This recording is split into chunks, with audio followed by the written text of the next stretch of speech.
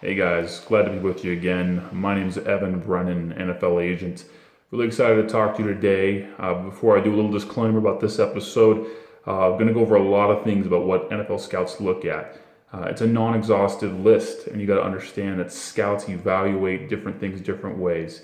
So just a disclaimer, I've only got 5 minutes. I'm going to do my best to cover as much as I can in this segment. First and foremost, NFL scouts really are looking for how good of a football player you are. If you're a college football player and you're looking to play in the NFL, be the best in the country. Plain as that. Go up against the best in the country. Those guys get first looks. The guys that play in the SEC, the Power 5 conferences, Pac-12, Big 10, Big 12. Those are the guys that are going to get the first looks because they were most highly recruited and played against the best competition week in, week out.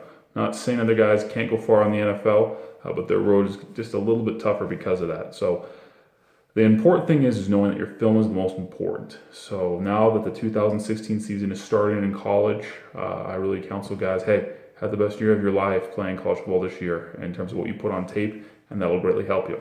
If you don't, it'll probably hurt you a little bit. So just understand that this is your opportunity really to shine, is when the team comes through each year, and this being your year if you're a college senior, and putting the best film you can on tape. Because right now, that's all NFL scouts care about is how good you look on film when you play on Saturdays and practices. Other things NFL scouts are really looking for is size.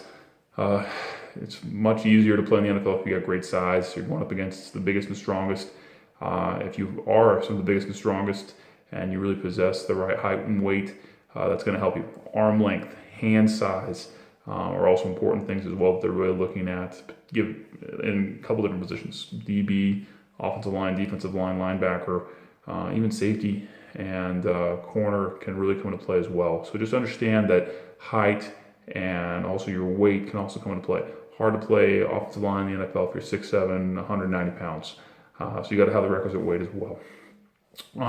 After the season's over, some of the things that really come into play is whether or not you're explosive and whether you're fast enough. And those are really tested when you go to your pro day in the NFL Combine.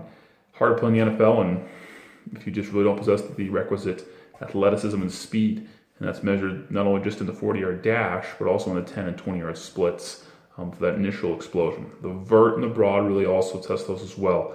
But again, those are things that will greatly occur after you're done with your season if you're a college football senior right now. The three cone and the elder and the shuttle come into play as well. Those are things that kind of measure your ability to change direction. And for certain positions, those can be really important as well. Maybe not as important as the 40 and the broad and the vert, but important nonetheless. The bench is more of kind of check mark.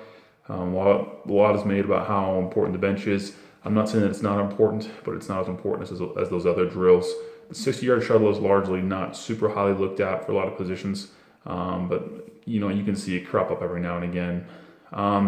Another important thing that I really should mention with all this is character. As teams, really are very high worth products and enterprises, and they are run by very visible people that spend, billions of dollars to acquire them.